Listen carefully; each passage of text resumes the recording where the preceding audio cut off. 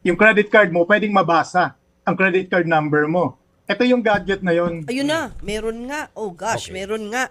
Paano? So, ang tawag dito ay Flipper Zero. Halimbawa, nasa loob mo ng bag mo to. Ang gagawin, baka makita yung number, no? Credit card ko. Rockpan mo. Nakuha ko mababasa talaga? Naka-blur naman, naka-blur. Ang gagawin lang, ididikit ko lang to. Oh. Tapos? Oh. Ayun, narinig niyo yung tunog? Hindi, Nabasa na hindi. kagad yung credit card number, pati expiration date. Ay my gosh. Teka muna, kahit nasa loob ng bag as in yung bag mo may layers. Tapos ilalagay mo pa sa wallet mo, maraming nakaharang sa bag mo. Kaya?